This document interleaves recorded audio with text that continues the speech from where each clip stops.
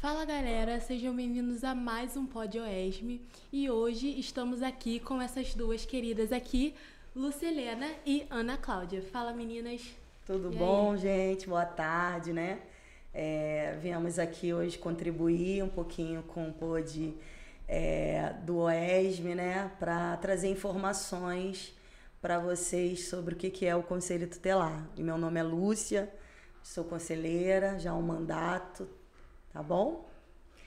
Olá, pessoal, boa tarde. É um prazer estar aqui, tá, meninas? Obrigada pelo convite. A gente vai aqui falar um pouquinho, né, da nossa vivência diária com esse público especial, né, que é o público que o ECA estabelece a proteção, e a gente vai falar aqui com muito prazer do que a gente vive no nosso dia a dia. Eu sou a Ana Cláudia e vamos começar, né? Tô nervosas? Não, né? Tem ninguém nervoso aí, não. Não, é a primeira vez, né? É a primeira vez. É isso. Então, gente, a gente veio aqui só para conhecer mais um pouco, né, sobre o Conselho Tutelar, que é um assunto que não é tão falado, é uma coisa muito recente pra gente dentro da sociedade, mas que não é dita com tanta frequência. Então, a gente queria começar perguntando, né, qual o papel do Conselho Tutelar dentro da sociedade. Bom, né, o papel do Conselho Tutelar na nossa sociedade, ele é muito importante e bastante amplo, né? A gente atende esse público aí, né, que o ECA estabelece, da criança ao adolescente, né, e ainda se enquadra dentro da garantia de proteção os adolescentes que cumprem, né, as medidas especiais, né, penais, né, socioeducativas, até os 20 anos, fica debaixo dessa garantia de proteção. E o Conselho Tutelar tem uma atribuição muito ampla, né, dentro do que o ECA estabelece. Né, da página 88 a 89 tem lá uma vasta listinha de contribuições. Eu vou falar aqui das básicas. Aqui a gente atende essa população, né, do adolescente à criança, faz atendimentos, né, qualquer criança e adolescente que quiser se dirigir ao conselho, quiser conversar sobre algo, alguma vivência, alguma denúncia, ele mesmo quiser se dirigir, a gente faz esse atendimento diretamente com eles, faz a escuta. A gente também faz deliberações, né, de encaminhamentos, né, requisições, de serviços, documentos, né, como certidões de óbito e certidões de nascimento. A gente pode estar encaminhando as famílias para estar registrando, ou nós mesmos podemos representar no caso da ausência desse responsável. Também representamos o adolescente e a criança frente ao judiciário, né, se necessário, no caso da ausência dos pais, do responsável legal. Exatamente. Né? E a atribuição do conselho é fundamental, né? E a gente até trouxe aqui um exemplar, que é o do Estatuto da Criança e do Adolescente, né? Que a gente tem que estar baseado, né, totalmente dentro das leis deste estatuto. Né? A gente não pode fazer nada além, por fora, dentro da lei, né? Por isso que a gente tá sempre consultando, né? Porque ninguém grava ele. Imagina, gravar isso tudo. Eu não tenho memória pra isso. Então, assim, a gente tem que estar sempre fazendo essa parceria entre o nosso colegiado, né? Que a gente vai falar daqui a pouquinho, quantos conselheiros são, e junto com o ECA. É importante salientar que tudo que você pensar sobre garantias de direitos para criança e adolescente, né, que englobe saúde, educação, tudo, esporte, lazer, todos esses setores do município, né, de cada município, nós aqui representamos Nova Iguaçu, o conselheiro tutelar, ele atua ali garantindo direitos, né? Então, assim, uma criança que está fora da escola, a gente vai fazer encaminhamentos e garantir isso. Então, tudo isso faz parte da atribuição do Conselho Tutelar, junto à saúde, junto à educação, tudo que é de direito para que a criança e o adolescente desenvolva saudavelmente.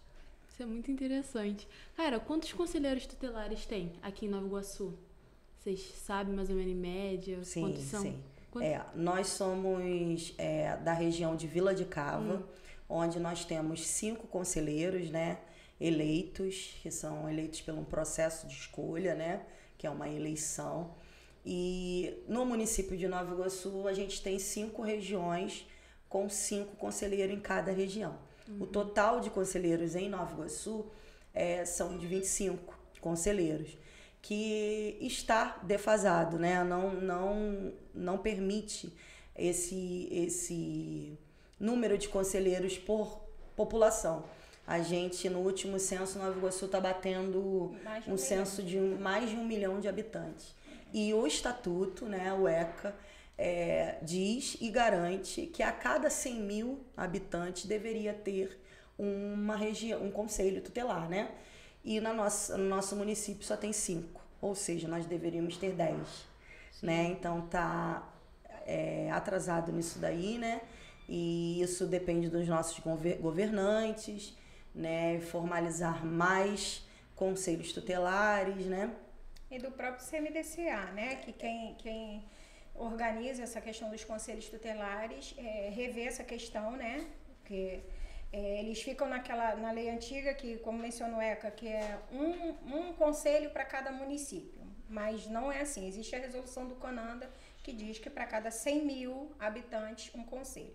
E como a gente já passou de 1 milhão, a gente precisaria de mais 5 conselhos no nosso município. Muito mais. E a gente tem uma demanda de trabalho gigantesca, né? Às vezes a gente não consegue retornar a uma família que a gente deu um atendimento, a gente precisaria retornar para voltar a rever o caso que a gente pegou, ver como é que tá, ver se essa família está fazendo os acompanhamentos necessários para sanar aquele problema que a gente identificou, e às vezes a gente não consegue porque a nossa demanda de denúncias é muito grande. Muito grande.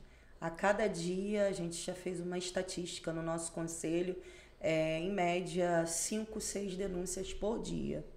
Denúncias graves, né? E isso é muita coisa. A gente está falando só da nossa região, que atende de Miguel Couto a Jaceruba, né? É uma região grande, mas quando você pensa assim num domínio, né? Nessa parte de domínio, é um número muito grande de denúncias, né? Tipo, 6 por dia. Meu Deus do céu. Isso é uma média, às vezes tem até mais. Mais, né? Porque imagina, e tu vê que, tipo, a cada dia isso aumenta, né? Exatamente. Você nunca vê diminuir. Diminuindo 1 por dia, não, só. Aí, voltando a contribuir lá na pergunta sobre a atribuição do conselho, porque, assim, além das denúncias que a gente recebe dos usuários que ligam, né, e as denúncias do Disque 100, a gente também atende as delegacias da região, a gente atende as UPAs e hospitais da nossa região inteira, né? Se o morador for da nossa região, o hospital é lá em Nova Iguaçu, é na Posse, a Posse não fica dentro da nossa área de abrangência, mas o morador é daqui, então a gente tem que atender. E assim, os ofícios que a gente recebe também, exatamente, né? A gente tem que responder. Que o Ministério Público manda pra gente, entendeu? E assim, eu acho que é válido também ressaltar, né, Ana, que além de toda essa demanda que a gente recebe, que a gente tem que atender, a gente precisa estar no conselho para fazer os atendimentos lá, né? Periódico, todos os dias, porque a sede funciona, né? Não basta a gente só ficar na rua fazendo os atendimentos emergenciais, que tem os acompanhamentos que vão até a gente, né? Para que a gente possa atender lá dentro da sede. Sim. Uma dúvida também que muita gente tem é o que é necessário, quais são os requisitos, né? Que alguém precisa ter para trabalhar dentro do Conselho Tutelar. Bacana. Então, o Conselheiro Tutelar, ele exige apenas que tenha um ensino médio. Aí, no caso, é uma resolução municipal, né? Já não é o ECA que estabelece, né? O nosso município cobra 3 anos de experiência em trabalhos com criança e adolescente comprovados. Essa comprovação não precisa ser em carteira, mas desde que a instituição seja registrada para valer, né? A comprovação, o ensino médio. A pessoa que venha se candidatar ao Conselho Tutelar precisa ser maior de 21 anos, né? Ter todas as certidões corretas, certidões cíveis, idoneidade, né? Você não pode ter um crime, ter ocorrido um crime e se candidatar. Você precisa, né, estar correto diante a sociedade, né? O civil, melhor dizendo. Então, assim, além dos 3 anos mínimos, né, que ela falou, da experiência que a gente tem que ter, existe também um passo que é o passo a passo, que seria o estudo dirigido, porque para um candidato se candidatar, ser eleito, a gente tem algumas etapas. Então, essas etapas são um estudo dirigido, onde nós recebemos informações como a gente vai atuar no dia a dia do conselho, com as leis, né? Após uma prova, que é uma avaliação, né? Que a gente tem também, que tem que pontuar uma pontuação máxima de 50%, né? Acima de 50%. E, por último, o processo de eleição, né? O processo de escolha, que é através do voto, né? Que tem que ir nos polos de votações e votar, né? E os 5 mais votados tomam posse, os demais candidatos que tiverem número no pleito entram como suplentes, e esses suplentes, ao longo do mandato de 4 anos, o primeiro assume, se não puder assumir, o segundo assume. Esse mandato nosso de 2020 a 2024 chegou até o 11º suplente, né? Isso. Para poder assumir nossas férias, né? Alguma licença que algum conselheiro possa necessitar. É assim que funciona. Porque a suplência é acionada quando o conselheiro, exatamente isso, ou tira uma férias, ou uma licença, né?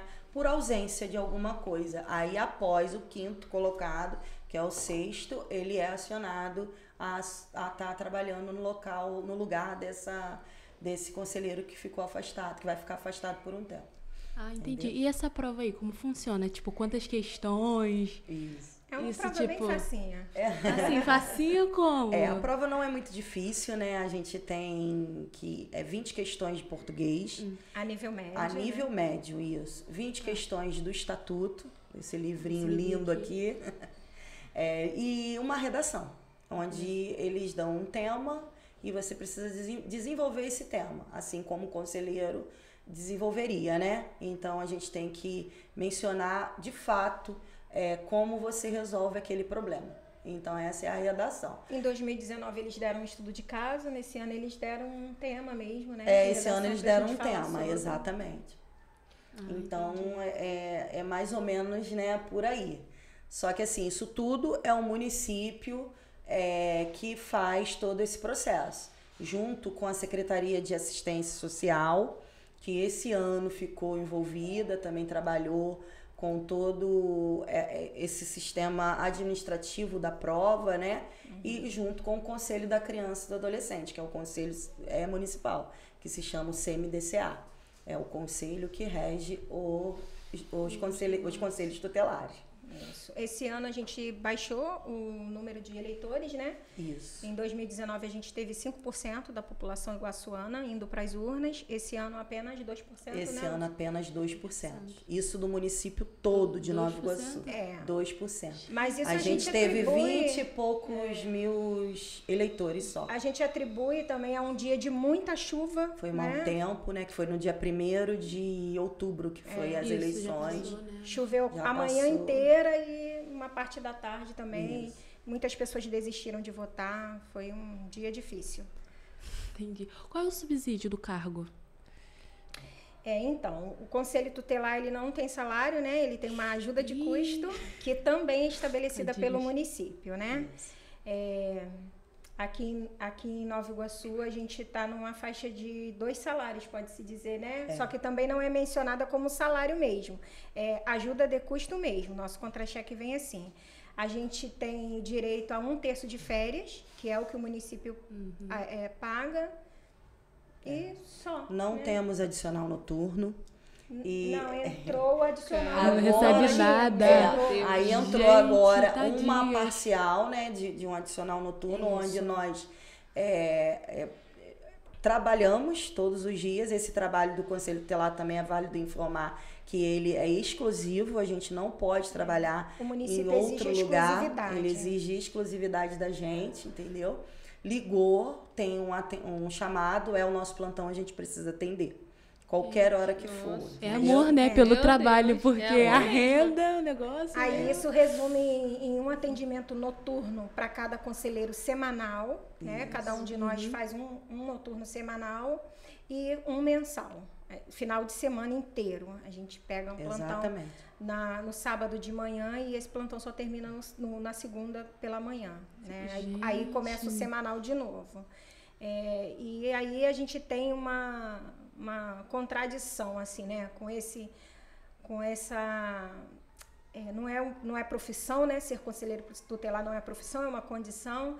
Então, a pessoa que está exercendo o papel de conselheiro tutelar dentro da sociedade fica nessa questão meio contraditória de você tem um cargo, tem que exercer esse cargo exclusivamente e você não tem essa questão do salário bem definida, né? Bem complexo isso. Muito complexo. Muito complexo disso aí. Um aspecto também que a gente estava falando, que a gente se aprofundou tanto no ECA, tanto nas condições que são necessárias para entrar no conselho e tudo mais. Só que a gente também queria perguntar não, né? Mas é uma coisa que ocorre, que a gente estava debatendo antes, sobre a má interpretação do conselho tutelar para as crianças, né?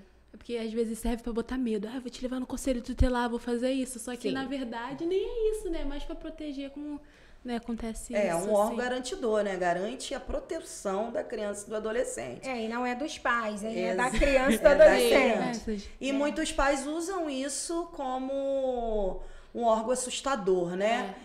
Porque vai pegar a criança e vai levar para um abrigo. Não é assim que funciona, que não deveria, né? A gente não deve confundir os papéis. Eu falo isso para as famílias, muito para as famílias que eu atendo. Não use o conselho tutelar como uma imagem de bicho-papão para o seu filho. Use como um braço de apoio para você. Né? O artigo 22 do ECA, ele diz que cabe à família educar seus filhos. Muitos pais... eu não posso dizer que estão se eximindo, né? Que é até covardia com muitos pais que são muito responsáveis, a carga é pesada, a gente sabe, mas os pais, eles não podem deixar a educação dos seus filhos na mão da escola, do conselho, da sociedade, é dele, né? Então ele não pode transferir a responsabilidade. E o conselho tutelar, ele pode sim ser usado por essas famílias, por esses pais, como um braço de apoio para ajudar, para auxiliar. Quem já não esteve com um problema na mão e não soube como resolver? E por que não pedir ajuda, né? E o conselho tutelar, ele pode ser um apoio para as famílias, desde que essas famílias não estejam se eximindo de cumprir com seus deveres. Né? E o artigo 22, ele é claro nisso. Compete à família, à educação dos filhos, não ao conselho tutelar e não à escola. Né? Então, não adianta o pai e a mãe falar, dá um susto no meu filho. Não, nós não vamos dar um susto no seu filho. Nós vamos dar um susto em você, pai e mãe. Foi uma ameaça. Eu me senti atacada com essa fala aí. Mas resumidamente isso. O conselho tutelar, ele vai proteger a criança e adolescente, não os pais. Né? Vai orientar esses pais? Vamos dar apoio quando necessário? Vamos sim. Mas cobrar deles o papel que deve ser exercido por eles.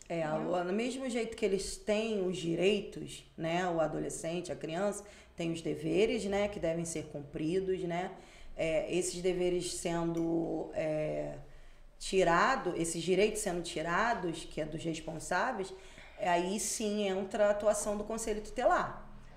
Aí a escola aciona, um hospital, né, como nós falamos aqui. Então, isso é importante ser colocado, frisado por esses responsáveis, né? Sim. E às vezes o conselho tutelar também é um bicho-papão para o adolescente, né? Em que condição? O adolescente, muitas das vezes, na maioria dos casos que a gente pega de adolescente, ele é o violador do próprio direito. Sim. Ele é o violador da sua liberdade, da sua segurança e da sua educação.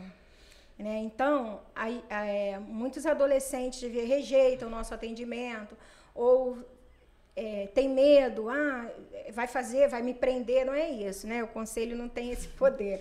Mas o adolescente, às vezes, ele é o violador do próprio direito dele. E, às vezes, ele não sabe. E uma boa conversa com o conselho tutelar, que está de portas abertas, adolescentes, se tiverem dúvida, procurem o conselho tutelar, porque, assim, é um bom direcionamento que a gente pode dar para muitos adolescentes que, às vezes, se encontram, assim, perdidos dentro da sua própria comunidade, no que fazer com o seu espaço, com o seu tempo.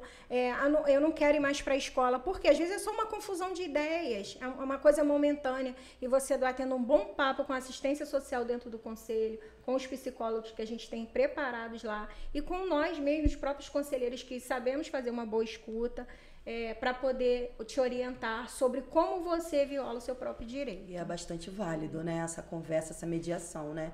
Na maioria das vezes funciona. E eu acho que é válido também informar, né, Ana, meninas, a questão da idade. Que os adolescentes, que a gente atende, é de 12, entre 12 e 18 anos. Completou 18 anos, já não é mais o conselho tutelar, entendeu? Já então, tá adulto. 12 anos ele já é um adolescente, e de 0 até os 12 anos incompleto é uma criança. Então, esse é o nosso público, né, que a gente atende, essa faixa etária, tá? É importante informar isso. Sim. O conselho, ele é regido por qual órgão? Pode CMDCA, falar. né? CMDCA. O que significa, assim?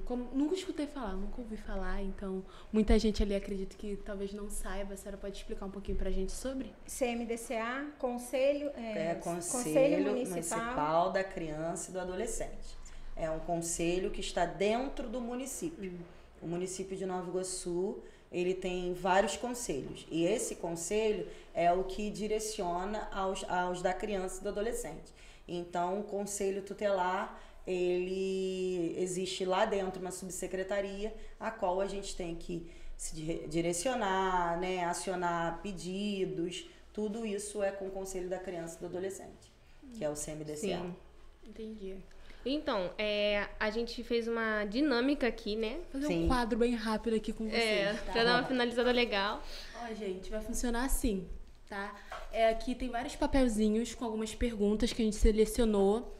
E aí elas vão pegar e vão responder, né? De acordo com o que cada uma que tá escrito aqui dentro. Quem vai começar? Vai lá, 01. Tira o papelzinho, dá pra gente. Dá pra mim. Meu Deus, E lá eu vou vem. ler a primeira pergunta aqui. Escolhida por vocês, tá, gente? Se vocês não acompanham o Instagram da escola, não teve a chance de perguntar. Então vai lá, tá? No Instagram.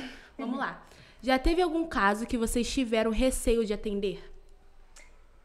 Não, né? Assim, receio não, mas talvez alguma insegurança. Mas para isso a gente tem a rede, né? A gente pode acionar a polícia, né? Às vezes a gente recebe um exemplo, uma denúncia. O cara está com uma arma ameaçando todas as crianças dentro de casa. A gente não vai lá sozinho, porque eu não vou conseguir pegar essa arma dele. Gente, é uma arma. Então é um tipo de receio, né? Sim. Então a gente pode acionar a polícia, pode convocar 190 para estar indo fazer esse acompanhamento junto com a gente. Né? No nosso conselho também pode... Uma questão que a gente já viveu e a gente vai viver, né? Porque o conselheiro tutelar, ele tem que ser morador da região, né? Eu não posso morar aqui dentro da região do Conselho de Vila de Cava e trabalhar no Conselho do Centro. Eu só posso trabalhar aqui, morar aqui e trabalhar aqui. Isso. Então, a gente às vezes acaba recebendo uma denúncia do vizinho. Sim. Então, assim, aí eu tô lá no meu plantão, chega um chamado e é o meu vizinho. Então, assim, a gente procura, né, por uma questão, assim, de receio, de não... E mudar o conselheiro. Né, se esquivar um pouco de saber, né, da vida do vizinho, e a gente passa a bola para um companheiro de trabalho para nos auxiliar, porque é complicado e às vezes é constrangedor para o próprio morador também, né? Às vezes é um amigo de escola, uma pessoa que estudou com a gente da infância, chega lá... Verdade. Não, vem aqui, ó, tem uma pessoa aqui para te atender. Entendeu? Aí a gente... Aqui na Cláudia. Aí, agora você. Ai, vamos lá. Ih, peguei. Essa aqui que eu vou ficar. Aí. Deixa eu ver aqui. Quantas faltas precisam para a escola acionar o conselho tutelar? Eita. Um assunto polêmico. Essa é boa. Para alguns alunos. São 15 faltas, né, para educação infantil. Consecutivas para a educação infantil. Isso. E 10 faltas para as etapas de ensino em diante. Consecutiva no bimestre tem que ter 75% de frequência, senão o conselho vai ser acionado. Isso. E aí, uma vez acionado, nós vamos até o responsável saber por que dessas faltas, por que não ter justificado na escola, né?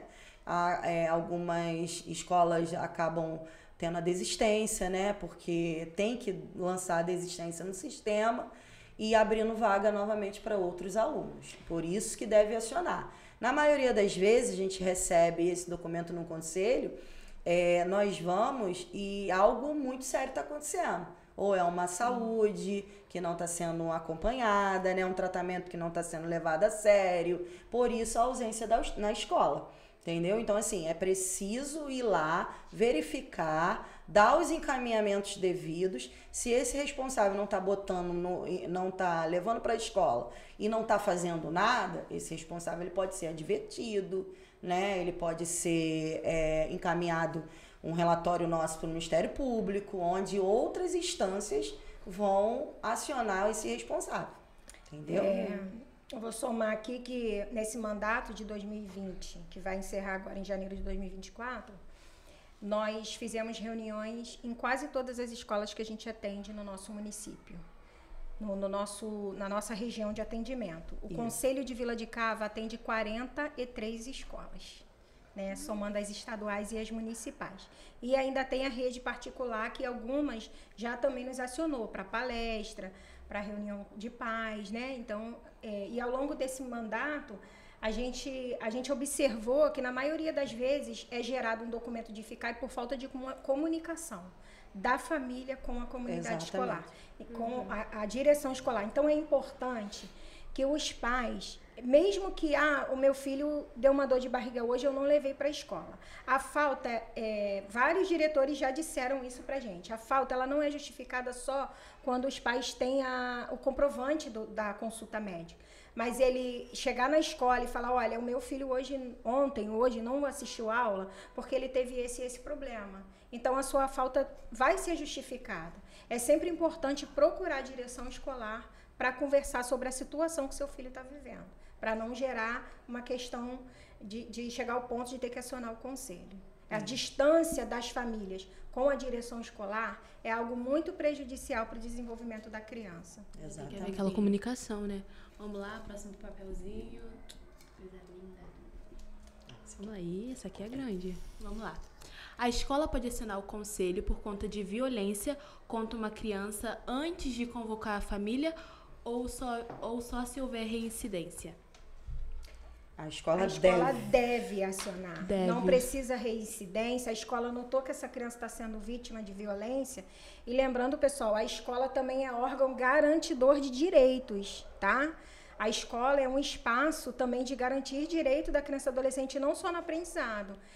A direção da escola ela deve procurar a delegacia e fazer o registro de ocorrência em caso de agressões, agressão, né? Abuso. Se a criança relatou, a escola deve tomar essa medida. Maus tratos, exatamente. Né? E ali depois o conselho assumir em caso desse agressor ser o familiar. Entende? Então deve sim acionar o conselho.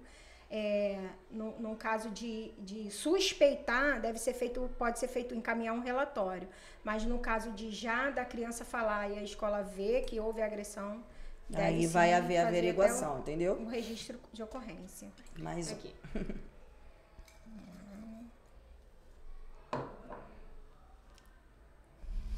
Então, se a criança não for para a escola, os pais vão presos? Vai. Não, então, os pais não vão presos, mas acarreta algumas coisas, né? Sim. Acarreta alguns prejuízos a esse adolescente, prejuízos sociais, né? O aprendizado vai ficar atrasado, emocionais, né? Porque muitas crianças vão adquirir alguns prejuízos emocionais, né? E com certeza o responsável ele pode responder, né, por abandono intelectual, porque a criança necessariamente ela precisa da educação, precisa do ensino. Ele não vai preso, mas medidas podem ser tomadas de acordo com a falta da educação, porque a lei garante que tem que ter a educação para essas crianças. Sim. Se os pais descumprirem essa lei, então algo ele vai ter que responder, entendeu? Por abandono intelectual é um dos casos, entendeu? E no geral isso a criança não frequentar a aula é um dever dos pais, né? Se você for lá de novo no artigo 22 e olhar lá, né, a educação também é responsabilidade dos pais. Passa a ser responsabilidade do Estado ou negligência do Estado quando o Estado não oferta essa vaga. Mas quando os pais têm essa vaga lá, essa criança está matriculada e os pais não cumprem o papel dele de manter essa criança com frequência escolar, é ele que está negligenciando essa parte do desenvolvimento da criança. Então, isso com certeza é algo que o Conselho Tutelar vai buscar, né, para tentar verificar com essa família por que essa criança falta tanto. Não vai preso, mas cabe até uma advertência por escrito que o Conselho Tutelar tem o poder para dar. Entendeu?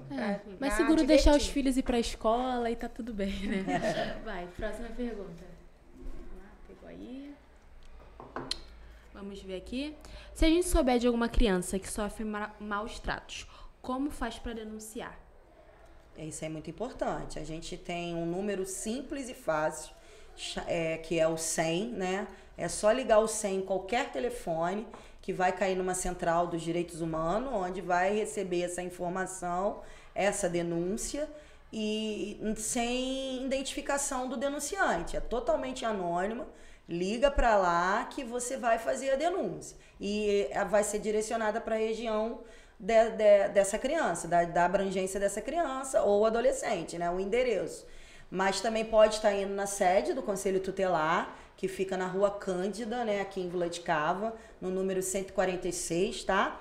E onde tem outro telefone lá também da sede, que pode ser ligado, que é o 21, o DDD 21 997 77 8353, pode denunciar por ele também, ou até mesmo indo na sede. Toda denúncia é anônima, quando a pessoa quiser o anonimato, tá? E deve denunciar, gente. A parceria que o Conselho Tutelar pede é através das denúncias. A gente não consegue saber se algo está acontecendo se não denunciar, tá bom? Aqui, o próximo papel. Para finalizar essa daí, Isso. vai lá. A partir de que idade uma criança pode ficar sozinha em casa? Uma criança nunca pode ficar sozinha em casa, tá? Criança não. Aí vamos falar sobre quem é criança e quem é adolescente, né? A criança, uma pessoa ela é criança até 11 anos, 11 meses e 29 dias de idade. Isso. Não pode ficar sozinha, tá? Meu filho tem 12 anos, acabou de se tornar adolescente. Pode ficar sozinho? Não, não pode. Né? É isso que a gente ia falar. Na maioria das vezes a gente sabe da dificuldade das famílias, né? 3 filhos, 4 filhos, 9 filhos. Já pegamos famílias muito grandes. E a mãe divide tarefas com os maiores, vamos dizer assim. Então, na maioria das vezes, a mãe foi na padaria. Aí, aquele adolescente de 13, 14 anos que consiga, que saiba administrar com segurança o cuidado daquele menorzinho que é 3, 2 anos, isso numa coisa rápida, que a mãe foi até a padaria, em 10 minutos está retornando. Nós, conselheiros tutelar, vamos fazer uma avaliação e não é considerado abandono, né? De incapaz. Aquele adolescente está olhando rapidinho, mas não é responsabilidade do adolescente. Então, criança, adolescente sozinho em casa é problema. Pode ser que, né? Muito problema. Que tenha problema, mas isso é tudo uma avaliação que o próprio responsável vai fazer, entendeu? Sim. A gente considera que o adolescente até 16 anos, ele ficar muito tempo sozinho, pode ofertar algum risco, né? Assim, então é importante procurar estar sempre ocupado e, se possível, em companhia de um adulto. É isso, finalizamos isso, por aqui. Foi uma honra receber vocês, Obrigada. tá? Muito Prazer obrigada, tá, conhecer. gente? Agradecemos. Assim que precisar, acionar, para a gente estar à disposição. E é isso, gente. Finalizamos por aqui mais um Pod Oeste. Obrigada. Obrigada.